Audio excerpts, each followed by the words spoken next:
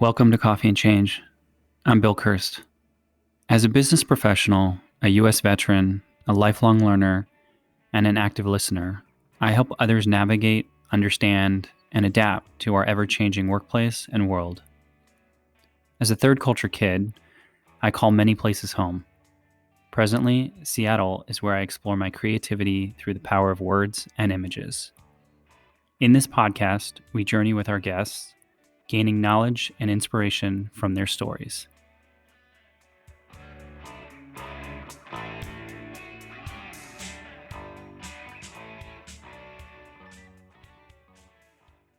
What does the word mentor mean to you?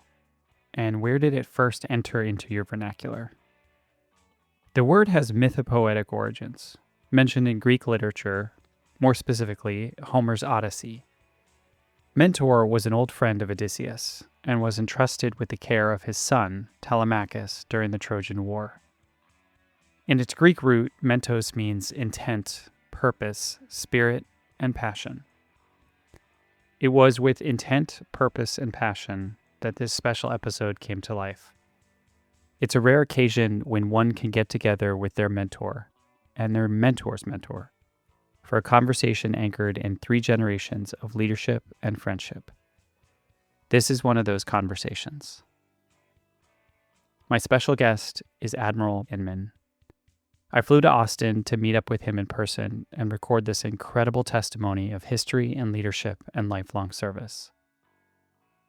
Admiral Inman was born in April 1931 in East Texas and went on to become a highly decorated United States Navy officer and intelligence leader. His career and service had a profound impact on America's national security architecture. During his 31-year military career that spanned the world and included some of the most sensitive national security posts in the government, the Admiral earned a bipartisan reputation as one of the nation's finest intelligence officers of a generation. Journalists used to refer to him as simply one of the smartest people ever to come out of Washington or anywhere. Regarded as a superstar in the intelligence community, he grew his career in naval intelligence, serving on carriers, cruisers, and destroyers, not to mention the hallowed halls of the Pentagon. The Admiral went on to serve as the Director of Naval Intelligence, Vice Director of the Defense Intelligence Agency, and Director of the National Security Agency. He was nominated to be Deputy Director of Central Intelligence and served in that role until his resignation in 1982. It was during that time that Admiral Inman became the first naval intelligence specialist to earn the rank of 4-star admiral. Admiral Inman went on to serve on numerous boards, including Caltech's Board of Trustees, and held the LBJ Centennial Chair in National Policy at the University of Texas at Austin, Lyndon B. Johnson School of Public Affairs. In every capacity, the Admiral has always focused on mentorship and leadership and sharing wisdom for the next generation. When we sat down to speak with the Admiral, he had recently celebrated 67 years of marriage with his dear wife. At 94 years of age, he is still motivated by selfless service and paying it forward to the next generation of leaders. This conversation counts as one of those gifts. So sit back and listen to this incredible story of change and mentorship and leadership from a nation's patriot, a renowned thinker and educator, and an all-around incredible guy. Thanks again, Admiral. And stay tuned at the end of the episode for a follow-on reflective discussion with Rob Shook, my mentor, who made all of this possible. Together, we discuss our insights and takeaways from this inspiring afternoon with the Admiral. Thanks for listening. The first mentorship was from the returning veterans from World War II in the fall of 1946, beginning college at Tyler Junior College. And they were sort of astonished to have this 15-year-old with them. And they told me the second day that I was their mascot. Really? They also went out to get me educated in every conceivable way. Mm-hmm. I thought it was incredible in the process. And that launched a whole path.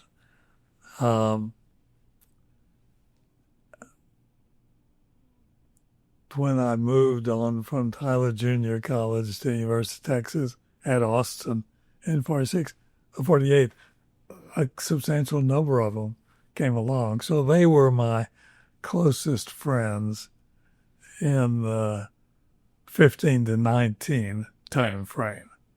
And I'm not sure we want to get into all of the education you got. other education I got. Well, those are some formative years. I mean, 15 They to were 19 formative years. are very formative years. Yeah. And in that period, Admiral, how were you contributing to that connection? Were you helping them academically? Were you, what was the give and take? Because I think that's part of any mentorship relationship. You always give and you always learn in that process. What were you contributing in that? Intellectual input, not only in classes we shared, but in helping on classes they were taking that I didn't have. So that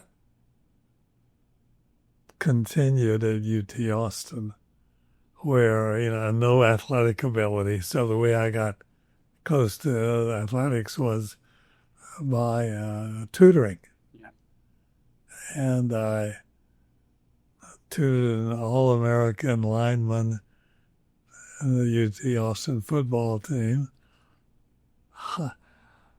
Let's say classes he was taking were not classes I was accustomed to. Right. So having to learn how to do that. Second guy was a wide receiver, Ben Tompkins, who was bright as he could be. He was just lazy. And the third one was the star pitcher on the UT baseball team that won national championships 2 years. I mentored him academically, and he did the opposite. I was in their wedding when they married. He was drafted by the Milwaukee Brewers, and became an alcoholic and died in his early 40s. Wow. Yeah, so sad sign of how other things could affect. And those are the sort of ties. I taught school for a year after I got my degree. And there my mentor was the mother of one of my students, Okay. Mary Hurley, who remained a friend for the rest of her life. She was we were very close. And Nancy became very fond of her also as time moved on to the boys. The real mentors began in the Navy years. Right. So as we open up, and are we not recording yet? Are we? Go right ahead. Yeah, it's all good. Maybe I didn't make it too lascivious at the outset. Anything can be edited out, so don't worry about it. Aircraft carrier, serving at a behind-the-lines bombing commission. Met a lot of interesting people, went to a lot of interesting places.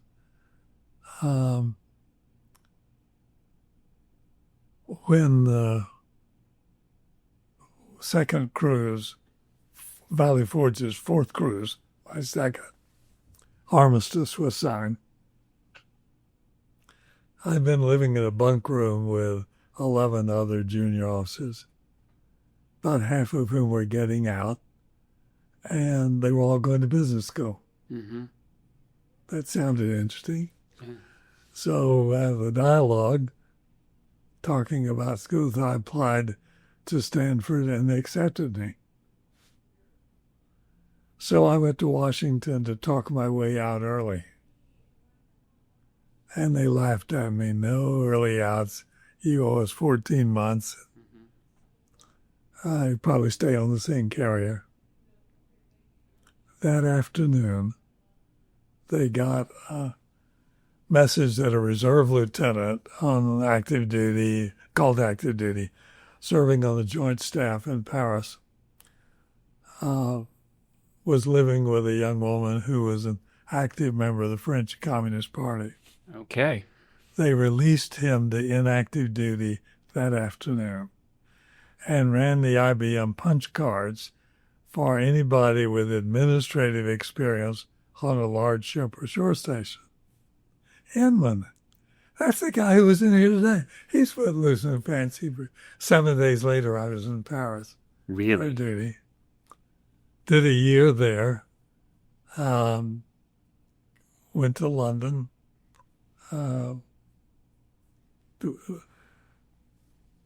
Aid to the deputy in social aid and travel aid for the 4-star.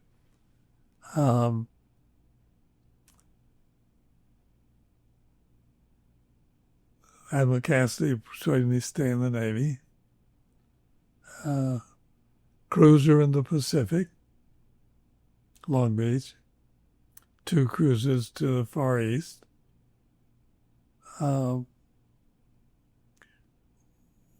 One mentor here, Jack Chu, who was the CEO, who became the CEO, the CO of Roanoke. And he was advising me on what I should do as a newly regular officer. Did main propulsion assistant in engineering, which is about as far as this clean fingernail guy could get to an administrative roles as well. And I should do postgraduate school. Fine. Beautiful Monterey, California, that was fine. But when I got my orders, it was to naval intelligence, which was taught in Washington, Anacostia. So back in my time there. Admiral, when you talk about folks like Jack Chu who helped you, understand the lay of the land there, are those mentoring roles that were assigned or logically because of the command relationship? Was it something you saw? He went beyond that. Okay. He ended up with 3 stars, but he was interested in young people, all the rest. That's great. So it wasn't just me. Yeah. Other young ones also got a lot of his time and attention.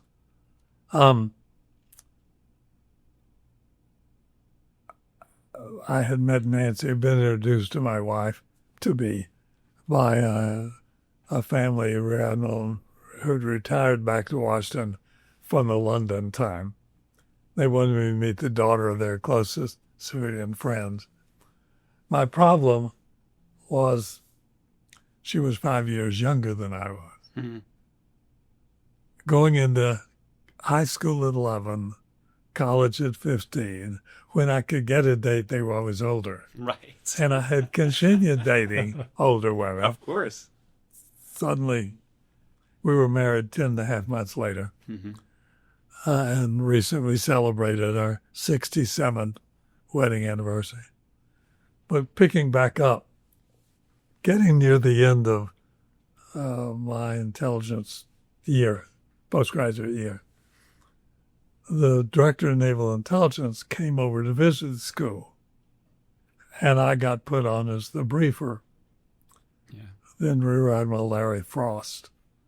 My orders were changed that afternoon to go to the Pentagon. Yes. And to be a watchstander. Married, came back from honeymoon, went in for my first watch coup in Iraq. Yeah. In 58. If this is getting too long. No, this is exactly what I was hoping for. I went on the task force to support landings in Lebanon and all. And then we moved to a crisis in Taiwan Straits. Chief of Naval Operations was Admiral Arleigh Burke, who had been a great World War II hero, had been picked up very young, down 153 names, to be the Chief of Naval Operations.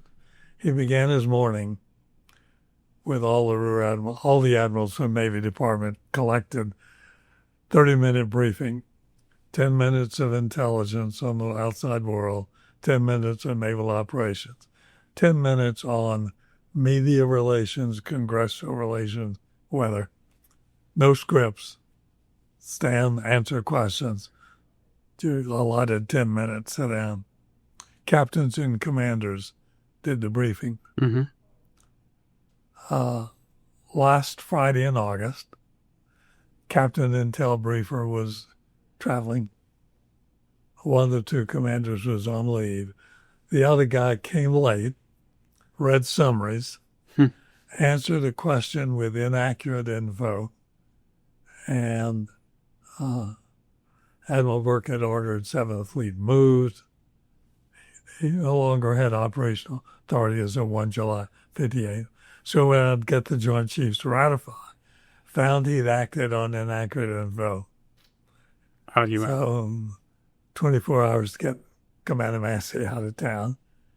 And the big question was what to do on Saturday morning. He didn't have a schedule on Saturday. It was a pretty open time. So the word came back, just put on a substitute. Don't call back the two are traveling. And Admiral Frost put Lieutenant Inman on as the substitute. Admiral Burke came and recognized how nervous I was, I guess. Asked me a question before we ever sat down. Then I got very nervous again because instead of 10 minutes, I'd brief only country. He'd ask me about every country around. Right. And we toured the world for 25 minutes. Mm-hmm. And he turned with a big flourish and said, leave the lieutenant on the briefing team as Commander Massey's successor. And my whole life literally changed from that moment and that time. So over the 20 months that followed, he was my principal mentor. Yeah. I'd brief an item that interested him particularly, and he'd call me down to the office. I want you to go brief that. It would be the good pastor at the White House or to an assistant secretary of state or to a member of Congress, whatever. And the agreement, I'd get my map boards and go brief. Either way, his office would arrange time and appointment. And then I would come back and report to Admiral Frost what I had done and what had gone on. Frost was pretty comfortable with that. After one of those sessions, Admiral Frost was traveling. So I went to debrief to the deputy, Admiral Lawrence, submariner. Who authorized that? Admiral Burke. Well, where's the script? There was no script. You went over and we can't have that. And he went charging out of the office. I didn't hear anything else. So following week, when Admiral Burke summoned me to send another one, I was pretty wiseacre at that point. Yeah. And said, well, I hope I'm not getting in trouble with Admiral Lawrence. He said, Rebel came down to complain to me. I listened to him briefly and said, Rebel, when I asked that lieutenant for an ice cream cone, I get an ice cream cone. When I ask you for an ice cream cone, I get the whole damn truck. Now get out of here.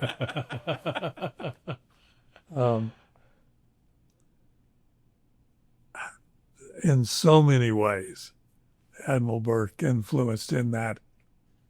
He and Bobby had no children. Mm. And so a handful of us young officers were sort of surrogate children. Yeah. Nancy's first Navy party was to Admiral's house, which is now the vice president's residence and the president. And the only people I knew really were the stewards who were there, because a lot of them had been in London in the 8 days. Concluded I needed to go to sea to keep this career afloat. Right. And ended up with Admiral Burke's office having interfered on a destroyer, last of the Forrest Sherman class, last of the non-guided missile destroyers. And I went as the ops officer. I don't count either that CO or XO as mentors, but I was the ops officer. Election, the president put John Connolly in as Secretary of the Navy. Mm-hmm. So Admiral Burke brought SecNav and the Atlantic Fleet commander and the cruisers down to the piers in Norfolk to visit ships. A World War II destroyer that he had served on, a diesel submarine outboard of that. Behind that, Mullinix, across the first 2 guided missile destroyers. The commanding officer insisted that I be the officer of the deck. Everybody lined up in their whites. They spent too long on Waller and the submarine. So came the word they were going to skip Mullinix and go straight to the guided missile story. And as they're coming down the pier, Admiral Burke looked up and recognized me, turned, excused himself, and came trotting up, came up the brow. I went out to me, gave me a great bear hug, and then he went back and went up. Needless to say, the CO and XO almost expired. Right. I had no more troubles Right. with them After that. but the crew was absolutely enchanted Yeah. by it in the process. Now let me back off to mentoring. On the carrier, I was in the communications division. I'd spend my time encrypting, decrypting where the bomb line was. I was the assistant division officer for 37 enlisted, half of them older than I was. Yes. But getting to know them, getting to understand what their problems were, ultimately trying to give advice. Somebody 19 years old who was already married and had 3 children and couldn't make things work, found myself giving advice on budgeting. Yes. But leadership skills were honed in that experience, and they remained relevant all the way through. Mm-hmm. So at each of the assignments, I set out to mentor the troops. Yeah. On the cruiser, a young Hispanic that I had worked with, mentoring, came up to me in the passageway saying he wanted to talk to me. Didn't want to go to the legal office where I was serving as a legal officer.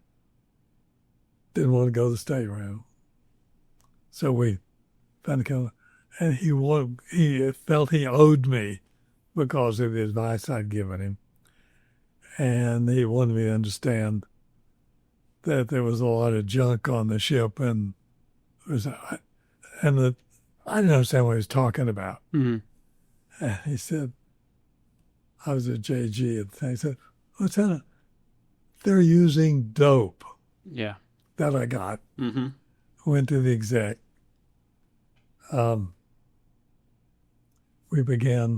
We had a second class bosun mate, chief administrator,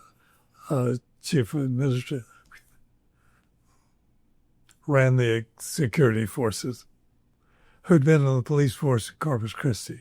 He understood this. We began assembling a list, people who've been queued to watch.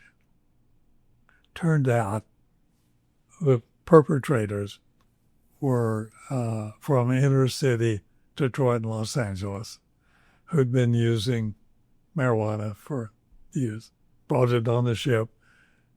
They got to Japan and they'd used up their supply, and they couldn't find any marijuana, but an enterprising dealer offered them heroin, and that became the drug of use. Wow. So, new in charge of watching all this thing, I went wandering in the middle of the night looking over there, and somebody hit me over the head with a Lagrange. I was found very shortly thereafter. News went straight to the XO, and they picked up and put in the brig everybody on the list, suspecting that one of those had been the perpetrator. And after about 18 hours, they began talking as withdrawal was going on. Mm. Ended up with 6 general court martials and 20 some odd specials.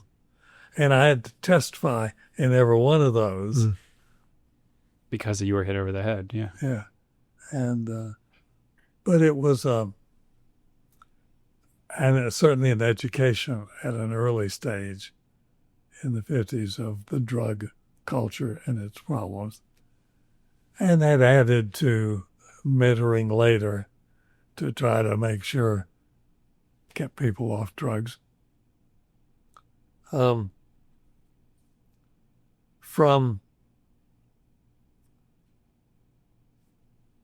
the briefing job to the Mullenix, I got approached by the senior naval intelligence specialist, Admiral Sam Frankel, to become specialist.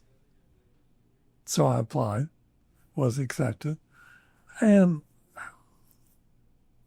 I was influenced by watching people move up to jobs who were Naval Academy graduates. And I decided I could compete more effectively in the intelligence field. Went to first intelligence assignment was the National Security Agency, tracking Soviet Navy beginning to operate away from coastal waters, and was deeply involved in the Cuban Missile Crisis on that. The Swedes asked the U.S. for help in understanding what they were collecting on Soviet Navy in the Baltic and operating around territorial waters. I've been highlighted that I couldn't stay in operational intelligence. I was going to go to an assistant naval attaché job in Jakarta. And they came through with rays that burned the house of the British next door to the quarters we would have been in. Thomas Inman was a year old. And at that day, my orders were changed to go to Stockholm instead of Jakarta. 2.5 years. We were successful in there was a submarine school in Leningrad, St. Petersburg, where they were training young officers who would go to be assigned on the nuclear submarines. Right. And they would operate over in the edge of Swedish territorial waters, knowing the Swedes wouldn't come and attack them in the process. Turned out that was indeed what was happening in the process. Made a lot of good friends, Sweden. From there to all the way to Hawaii to head current intelligence Pacific Fleet. And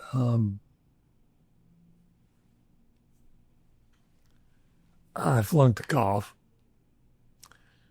And every Wednesday afternoon, the fleet, in spite of what all was going on in the world, they'd go play golf Wednesday afternoon and Saturday afternoon. And since I was there. Crisis came up, I acted. And the 4-star liked that. Yeah. In the process. So my boss did not like the fact that I had become a favorite of the 4-star in the process. I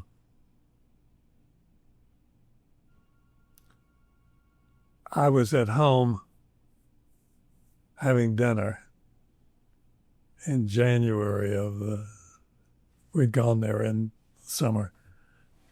And I got a call, could they find the files on the North Korean Navy? I told them where in the vault they would be. But that was a very curious question. So I decided to drive back into the headquarters. Pueblo had been seized. Oh. And once I got over my anger, they hadn't bothered to call me to come help with the crisis. The head of public affairs and I spent the night keeping a log. What did they know? Where did they know it? How'd they act on it? And that became much of the reference material for the follow-on investigation of the handling. But why the hell send a ship to operate off North Korea? Well, it was to train them before they were going to go operate off Vladivostok. Well, they had comparable ships off all the major U.S. naval ports. If they'd see something, you could go seize theirs. So it caused me to say, where else are we taking risks? And I looked at the peripheral reconnaissance missions. I asked to see the take, radars, things you could quickly get if you had a crisis. Nothing of real substance on intelligence.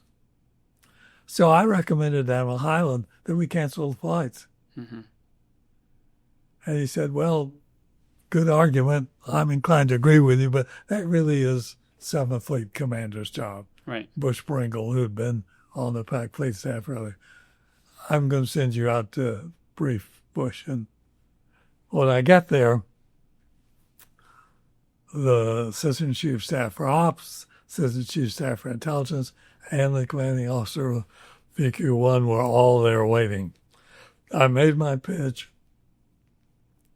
They argued that these missions were absolutely critical for training operators who were going to be going down, operating over the Gulf of Tonkin to protect strikes going into North Vietnam.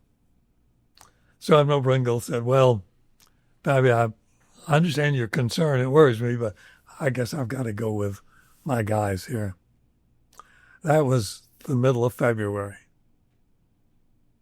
On the 15th of April, the EC-121 was shot down off Korea. And it's to all my rest of my life. Could I have done a better job in persuading them of the risk and the can? So that's when risk assessment went way up in my long-term agenda. 2 weeks later, I had orders to go to 7th Fleet as the 7th Fleet Intelligence Officer. And did that for 2.5 years. Bringle for the first 8 or 9 months. In the interim, Vice Admiral Maurice F. Wiesner, thank you, Wiesner, had come to command the Fast Carrier Task Force. And I'd been sent down to brief him 2 or 3 times. And he came to be Bringle's successor and became my principal mentor for many years that followed. Mm-hmm. And while I was the Assistant Chief Staff for Intelligence, ops plans were both captains. I was a commander. Admiral Wiesner would send me whatever message they would send for me to rewrite it. Mm-hmm. All it did was make it sound like him. Right. So it wasn't that hard to do. Yeah, right. So he began using me as an executive assistant, which he wasn't authorized one, along with the rest. I traveled with him everywhere. I have 26 launches of carrier and recovery. I never got comfortable with it. He loved doing it in the A3. So we were in the combat zone every month, as had been with Bringle, and but we'd go to Singapore, we'd go to Korea, we'd go to Thailand, to Laos, saw a lot, learned a lot. He then left to go be the DCNO for air, still 3-star. And Vice Admiral Mack came. I spent 2 months with him, but I already had orders back to the National War College. Mm-hmm. Great year with the family and the rest. Well, the year was ending. All my classmates had orders, and I didn't have orders. And then I got an invitation to come have lunch with the vice chief, Ralph Cousins, who had been the Carrier Task Force commander before Wiesner, and had come back and had been promoted 4-star and vice chief. Standard tradition. If the CNO was an aviator, his executive assistant would be a submarine or a surface. Mm. And the vice chief would be an aviator and with a surface. Zumwalt was the CNO. Tom Bigley, Cousins, exec, was picked up for 1-star. So we're having the lunch, and Captain Cousins says, hey, by the way, if you don't object, you're going to come be Tom Bigley's successor as my EA. Took me a little 30 seconds to say, is Admiral Wiesner going to come replace you as the vice? He laughed and said, yeah. Mm-hmm. Then he told me a story. They had sent 6 records in for him to review as the EA. Cousins could go through, so spotted. So he called Wiesner, come up. These are going to be working for you. What do you think? Wiesner slowly goes through, saying, God damn it, it's a spy in place.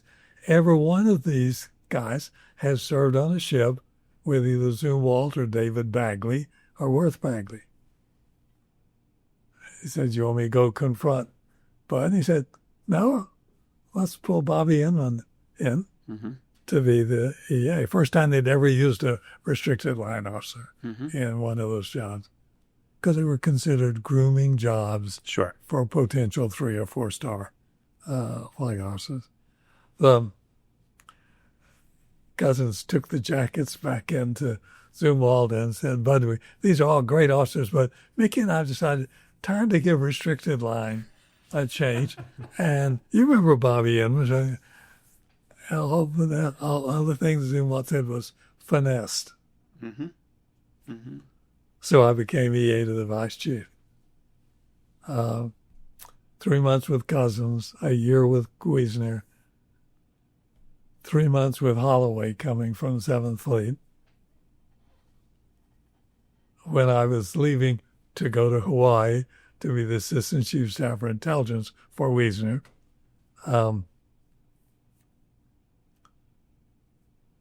Holloway's gave a dinner for us, at which he said, "Now I will get to be the vice chief," which said I probably had been more controlling than I should be in telling him what he should do and what he shouldn't do. 3 such different vice chiefs. Cousins, aviator, athlete, go down and work out in the Pentagon Athletic Center every afternoon. Wiesner wanted to be in everything, every detail. And finally, at 7 in the evening, we'd stop and go through paper that had to be done. Holloway loved to write. So I had to protect time in the schedule For him to write. where he could write and compose. Okay. To Hawaii. Got there 30 December, 73. 30 January, the Wiesners invited the 4 Inmans out to Makalapa, the guest house on the Barber's Point. And we had a nice dinner, and he handed me a slip of paper. Selection board results. And to my total shock, with just 2 years in grade as a captain, I had been selected for a 1st star, as next to the last name on the list. On the 1st of July, Holloway moved up to be the CNO, replacing Zumwalt. And there are lots of stories about all of that process that I won't get into here. Tell you at lunch. Yeah, okay. And Holloway brought me back to be the Director of Naval Intelligence. I left Hawaii 13 September, took over on 16 September. 3,600 people in 6 hours. I'd never managed civilians and women. Mm-hmm. So I had to learn a lot of new leadership skills. And let me back up on the mentoring issue. When I was serving in the vice chief's office as the EA for Wiesner, they were reorganizing the Naval Reserve. I had tried to get support when I was in Hawaii didn't have enough people to cover the rest of the area other than Vietnam and Korea. And I'd wanted reserves. The reserves all reported to the Naval District Commands. So I persuaded Admiral Wiesner that we should create a Naval Intelligence Reserve Command, put all of the reservists into that, and he decreed it. Became a fact of life. So I began mentoring people in that field and recruiting reservists as well as the active force. When I took over as the DNI, I wanted authority over the recruitment, selection, assignment of a little more than 1,000 naval intelligence specialists.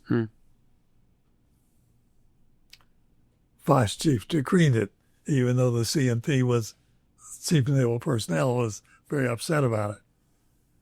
And I kept that responsibility for 7 years. When I went to CIA by law, I had to give it up. Right. So the first month, I had 4 warrant officers serve as a selection board to look at the records of all of the existing 1,064 naval intelligence specialists and rank them. And I took those who were serving above the median and sent them to afloat jobs or to the specified commander slots, the component commander slots. And I found jobs for those in the lower half. Unfortunately, I populated the IA,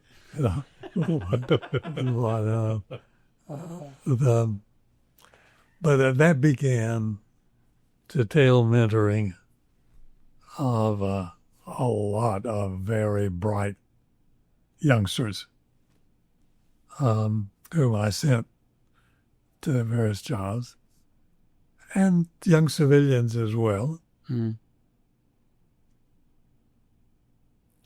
I persuaded the vice chief and the CNO, but this time Holloway is the one I'm going to. Right.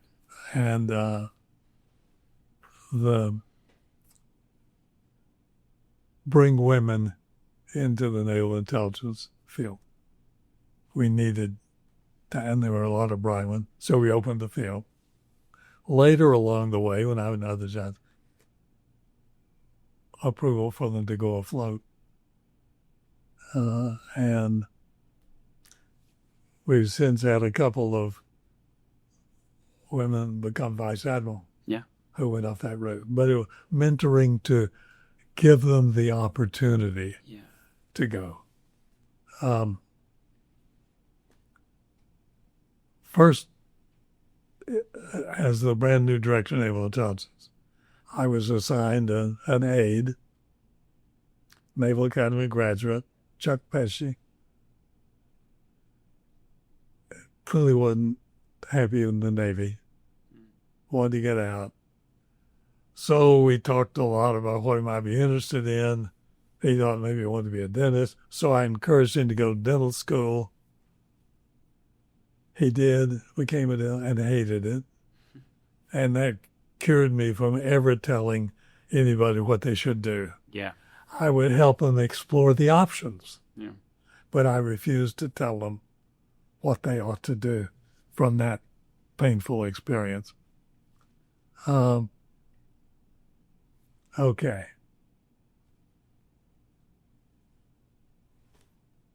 I'd been in the D&I job 2 months when Seymour Hersh published his articles on all the bad things CIA had done, the rest of the intelligence community. So a month later, Congress created Senate Select Committee on Intelligence, House Select Committee on Intelligence. Frank Church chairing the Senate. I can't even remember now. He was from California. No, who chaired the House. As they were putting together their staffs, when I'd been in the vice chief's office, one of my requirements every day was to track how the Navy had done in its relationships with Congress and the media. Constituent relations, testimony, authorization, appropriation. So I came to understand how important the staffs were. So as the two committees put together their staffs and naval intelligence came to target, I met the staffer. I read the same files. We talked about what was in the files. Turned out I was the first of the intelligence ready to appear. has to have a closed session. Mm. Got it? Well, Senate one had the Navy helped in the efforts of CIA to assassinate Castro. In the House, submarine reconnaissance missions, were they going to get us into a nuclear war in the process? They went, well, none of my peers had ever dealt with Congress. They didn't meet the staffs. They didn't read the files. They began in public hearings, being shown materials from their files. The ranking Republican Senate House went to see President Ford. You got to do something. They're destroying the intelligence community. As an old hand, as you tell me later, Ford said, was anything going right? They said, well, hearings for the younger Admiral of the Navy went fine. Second question, do they trust him? Well, we do. Okay, go back to the chairman. The next time there's a flap anywhere along the way, have Inman come over, read the files, brief the committee in closed session, and did a lot of that I bet. over the next 6 months. When it was all over, I had very strong support, both sides of the aisle, both houses of Congress, and President Ford, who had tracked all that. He fired Schlesinger as SecDef, sent Rumsfeld over to be the Secretary of Defense. His first day, he fired the leadership of the Defense Intelligence Agency, the director and the vice director. Vice director reverted to 2 stars and went SAC to be Intel. They settled quickly on an Army 3-star on the OSD staff, Sam Wilson, to be the new director of DIA. The big flap was who'd be the vice director. Ford reached in, and I got promoted from 1 star to 3. Mm-hmm. So I'd done 21 months as the DNI and went to be the vice director of DIA. Remembering all those less than the most competent people I'd sent. You had sent there before. You're now in charge. I was getting repaid, but Ford lost the election. Yeah. Carter came in. The Joint Chiefs in the spring put together the horse blanket. That's all of the 3- and 4-star assignments across the services and who's going to be nominated for. Admiral Holloway left the tank and came to call me and said, Bobby, something very strange is going on. George Brown, Chairman, Air Force, and Davy Jones, Chief Staff, are both pushing hard for you to be the next director NSA. 5 seconds, they want to bring Gene Ty back from SAC to be the director of the IA. And he said, yeah, I think there's this in there. I said, grab it. NSA is an infinitely better job, what I can do for the. So that's how I got to be director of NSA. 44 great months. This is the last of the military stories I'll tell. I got to suddenly 45,000 employees, 16,000 in the home office. 90% of those were military. 20% of the headquarters military, 80% civilian. I asked the 1-day turnover of my predecessor. He said, well, Buff runs the civilians, I run the military. So the second week, I put together a task force. 6 of the deputy directors and the woman who ran the Soviet problem, which was the largest problem, as the chair. tell me of those GS 14s and 15s who were the water walkers, who were performing, replicating what I'd done Yeah. with the Naval Intelligence guy. Had a little bit of rubble. 7 weeks later, they came back with 81 names. Thanked them, dropped the other shoe. Over the next 3 months, I moved all 81 of them to new jobs. 78 of them were successes. They were only 3 ringers. Then before I left, I moved them again. Personal pride. Out of that group came subsequently 3 vice deputy directors of the agencies. They ran the place for the next 10 years. So again, a clear evidence of mentoring and taking personal interest in people's careers. Right. And pushing them.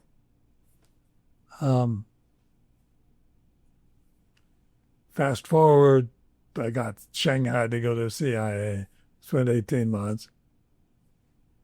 There's another story here.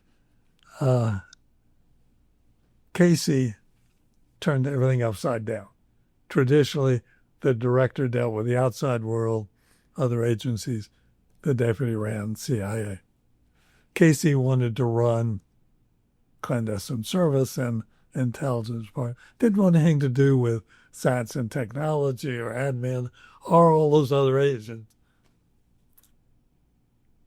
So I was given that role. 2 months into it, I got a call that the president wanted to see me. So I head down. Casey's traveling somewhere. I didn't have a clue what the purpose was.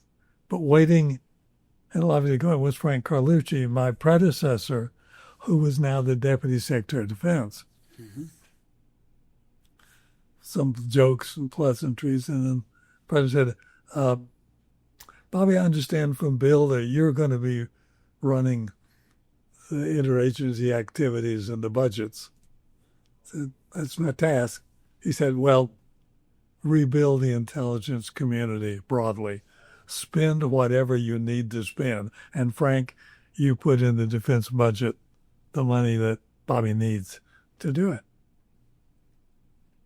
I went back, created a 5-year plan to rebuild, go all the agencies, project, which was implemented but not replicated later.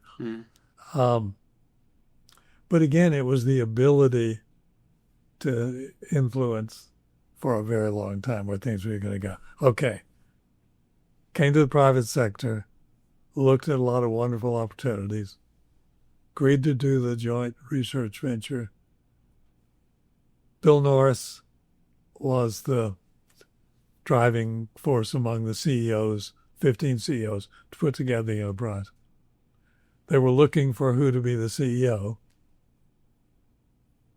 Norris had sold a lot of control data computers to NSA.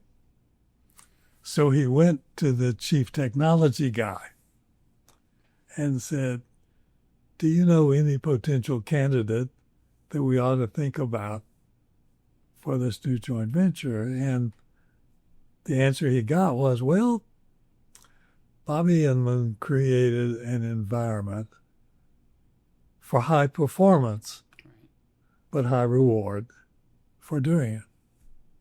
And that's how I came to be asked to run MCC. Okay. Should we stop at that point? Am I bored? I just have one more question because we've covered a lot. From carrier to classroom. So it was a logical jump for you to go and do what you've done for decades with the next generation. Was that intuitive to you? Like you knew you were going to end up sort of? No? No. Okay. But I'm just curious about that connection.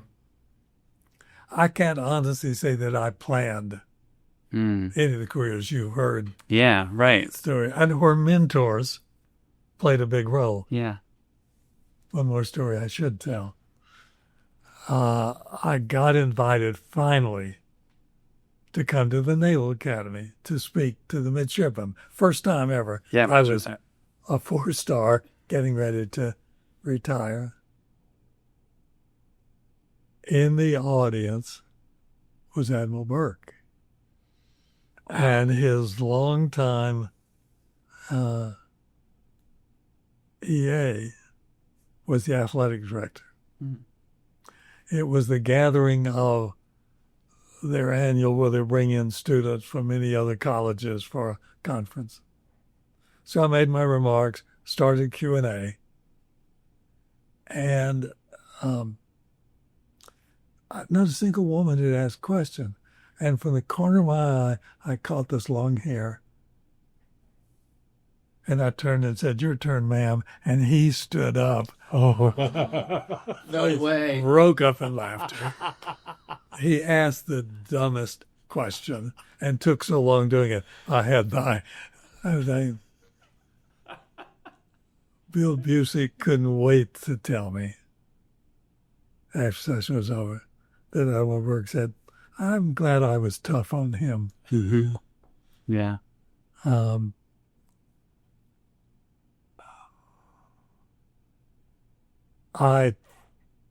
When I got the 4th star, and Tom Hayward, the CNO, was presiding over it being presented, and Chief of Naval Personnel, Dave Bagley, was there, and others. So I said, I'm incredibly fortunate to have gotten here. And Bagley said, "You had a hell of a lot of help." He said, "You were one of our biggest problems. Every couple of 3 years, Admiral Burke would call the then Chief of Naval Personnel to say, 'Where's Inman going next?'" Yeah. And he kept the pressure on us to make sure we were going to go work for somebody who were on the way up and in a tough job. Yeah.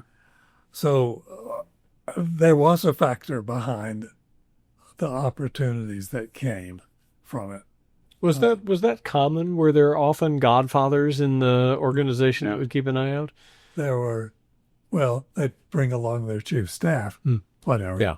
But that was, I'm told, a unique and unusual. But again, it was Burke. Mm-hmm.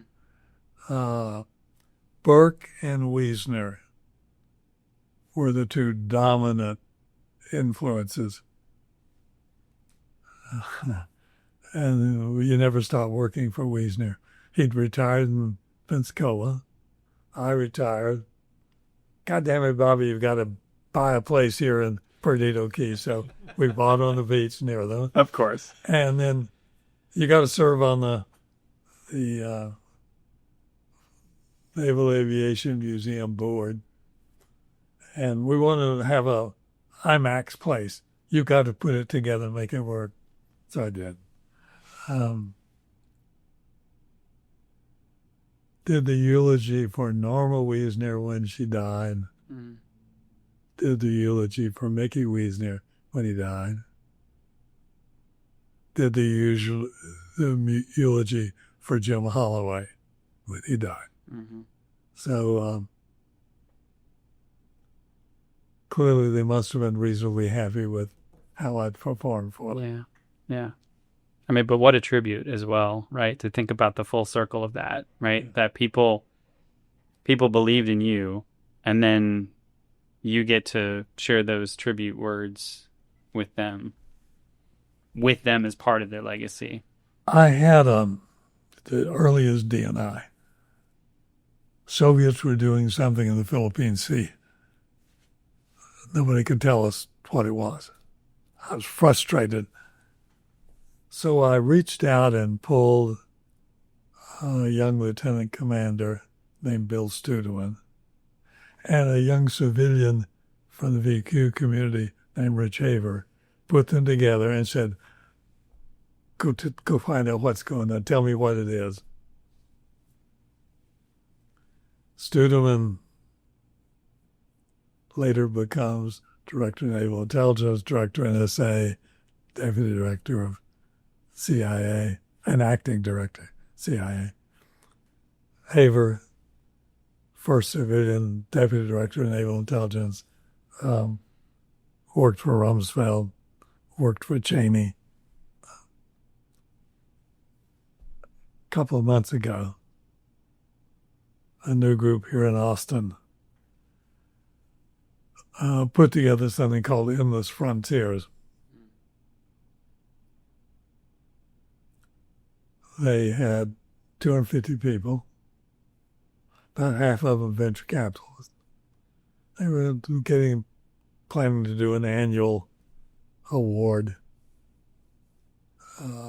with my name on it.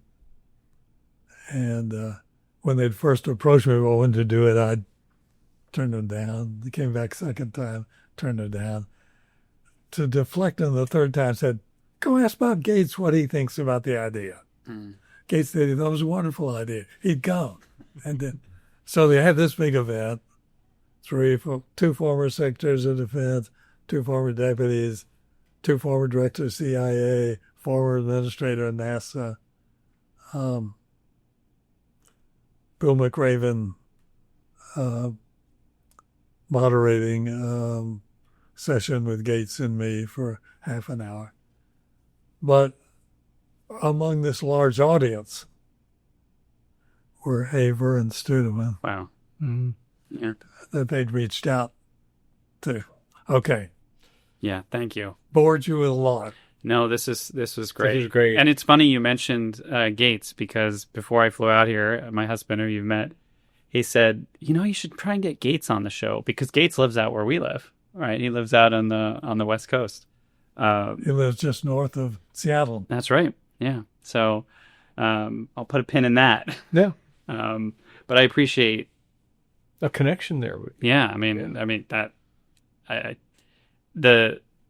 the telling of the stories makes it real. And I also have to say, your memory for not only the names, the places, but the exact dates is incredible to me. And you know who's going to love this conversation, by the way? My father. So my father was a naval officer. He's 84. He just got remarried. 10 years younger. 10 years younger than you. So a lot of the names that you cite, he will know them. Yeah. He was a naval signal intelligence guy. Was he really? Yes, he was. He was in Vietnam. And he will love this conversation.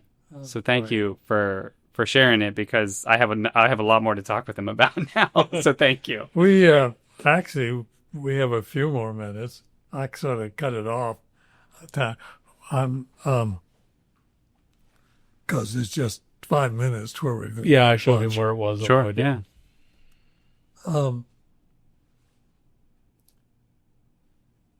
When I was in that first job, testifying on the Hill, Bob Gates was on the NSC staff. Met him. When I became the director of NSA, Stan Turner was the DCI. We couldn't agree on the time of day. He expected to be first classman to my plebe, and I was not prepared to do that. Gates had been pulled back by Brzezinski to work, and I'd interacted with him there. And we went back. Turner pulled him up to be his EA. So I worked with Gates and instead of Turner. I show up reluctantly as the deputy director of CIA and found the offices were chaos. Paper didn't move. Nobody knew what was going on. So I recommended to Casey that he bring Gates up to run both offices. Solved the problem. Paper moved. Things were tracked and got done. He also wrote well. Casey fell in love with him. So as I was retiring, I recommended that he move Gates to be the number 2 in the intelligence organization. And he said, do you really think he's that good? I said, absolutely. He said, well, hell, let's make him the director. Just go for it. So he moved him up to be which caused lots of uproar. I'm sure. Okay. He gets Casey died, he gets nominated as successor. Then it's withdrawn because of whether or not he was involved with some of the other activity. The Iran-Contra, he was not. He then gets George H.W. Bush, nominates him to be DCI. Some objections in the Senate. So I got asked by President Bush, if I set it up, would you go testify to the Select Committee on why Gates ought to get the job? We spent 3 hours. Gates gives it far more credit than I think it deserves, but that's how he ended up getting confirmed. He does the job, he retires, moves to Washington State, becomes very prosperous. He gets a call from Scowcroft that the president wants you to come square away. We've created this Bush school, and it's not going well. It'll take you about 6 months. 2 years later, concurs, okay, it's fine. I think Bob kept doing a lot of other things in the process. He's back in north of Seattle, and Scowcroft calls again. The president wants you to put your name in to be the president of A&M. Why would I want to do that? Because the president would like to see you there. So he did. Yeah. The governor was going to appoint Phil Graham Yes. so that he could appoint somebody else to the Senate. Ann Armstrong, who was serving as one of the 9 regents, marshaled 4 others, and Gates was selected, not Graham.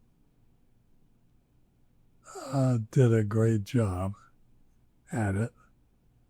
And he'd been approached at the beginning of that administration, George W. Bush, to go be the DCI again. He said, nope, done that. Only thing I'd ever consider would be Secretary of State, Secretary of Defense. Andy Card remembered that. Yes. So they've decided to get rid of Rumsfeld, but didn't want to do it till after the election. And so in August, Gates agreed. We spent a lot of time between August and November, what he should do, what he shouldn't do. He became, as you well know, he served the last 2 years of George W. and 2.5 years of Obama.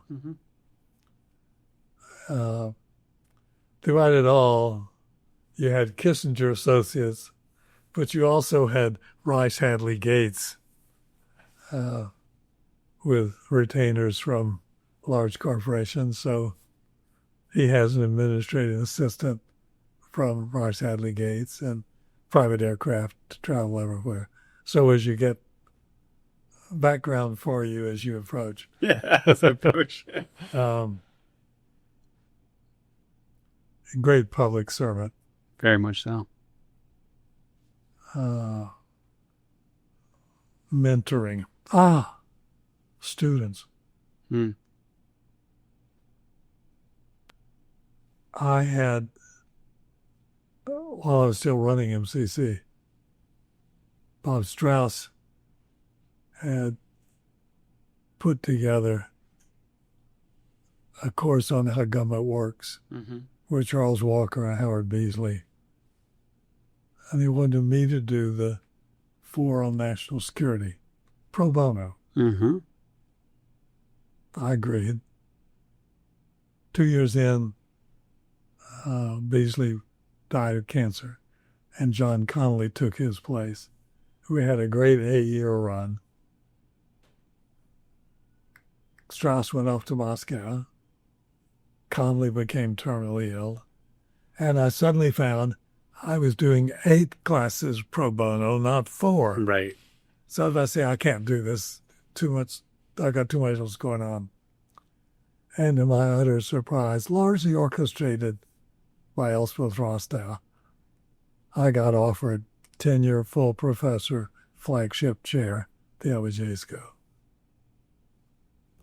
Family pushed me to accept. They thought I'd travel less. Yeah. Well. Yeah.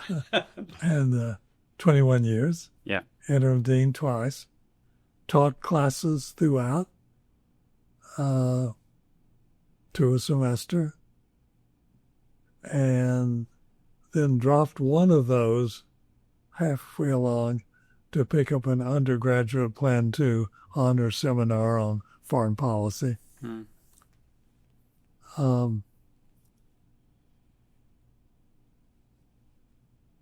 I selected who got in the class. Yep. So they were top performers. And a surprising number of them have stayed in touch. Come and have lunch or coffee or tell me what they've done, what they're thinking about doing. Got a couple of those on the calendar I bet. for next week. I bet you do. In the process. That's been, the university sort of dropped me when I retired.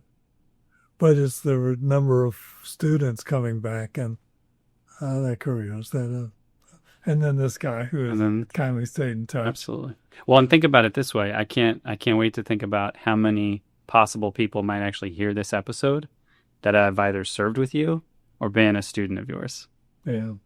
And it might cause them to reach back out. So many bright Yeah. youngsters. That's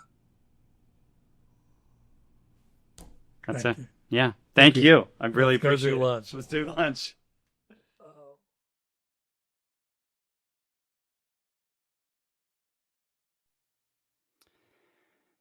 Hey, Rob, I just wanted to start off by thanking you so much for creating this opportunity to meet with the Admiral and capture this conversation. I'm not really sure.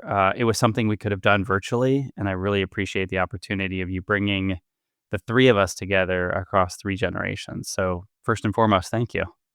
Bill, it's my pleasure. And I know you're one of the Admiral's favorites from our connections through Wabash College and other connections that we've made. But he always asks about you first when we get together for a meal.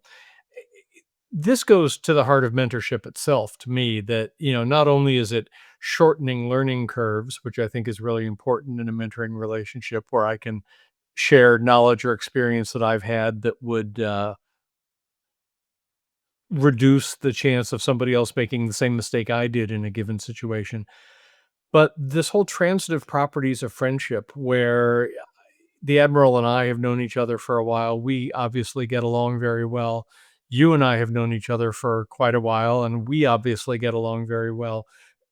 It would only make logical sense that you and he would make a good connection. And I think that's an important part of mentorship. I regularly tell people that they're welcome to troll my LinkedIn and see if there's somebody out there they'd like a connection to. I can't do that with everybody, but with people that I know and people that I know their intentions in making such a connection, it's a very easy ask of me to make a connection like that. And there are fewer greater joys I get than seeing 2 people whom I have connected go on to create their own friendship. Absolutely. I think the transitive power, as you say, of friendship is something that is probably going to be more important as we go through with more and more technology between us as humans. So I'm glad that we could let this be a testimony to the power of that, for sure. Yeah, me too. Bill, as you look back on our conversation with the Admiral, was there anything in that experience that was either a surprise to you or a particular learning that just jumped up and said, wow, I hadn't considered that before, or I hadn't considered it from this angle? Yeah. Great question, Rob. I think the number one thing that stood out to me was when I listen back and think about the trajectory of the Admiral. Almost every one of those opportunities he talked about, he didn't seek out. They were opportunities that found him primarily because of all the things that he pays special attention to. And that is risk management, that is ethics, that is the quality of people. And something I'm really taking away from that conversation is maybe we need to relook at how we pursue opportunities. And it's less about the chase and the pursuit and more about the letting it arrive to you as an individual, standing in your core principles, your convictions, and your ethics. That's something I took away, um, smiling about, learning from the Admiral. How about you, Rob?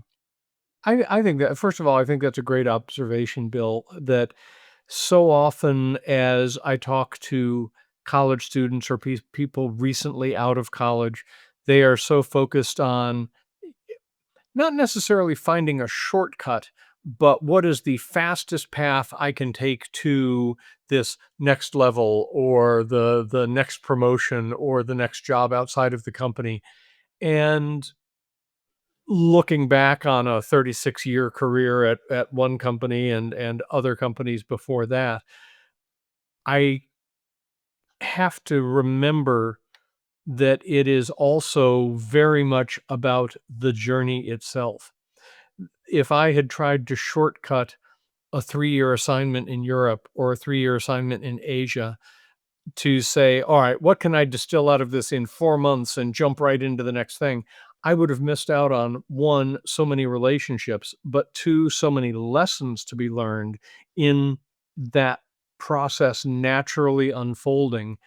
And after those assignments, the next job finding me, as you mentioned, it did the Admiral in our conversation. Yeah, I think the other thing that I really appreciated about what the Admiral shared was that in all the organizations he went to, where he was put in charge, of groups of people, of personnel, one of the first things he did was look at who he called the water walkers, right? Those that walked on water.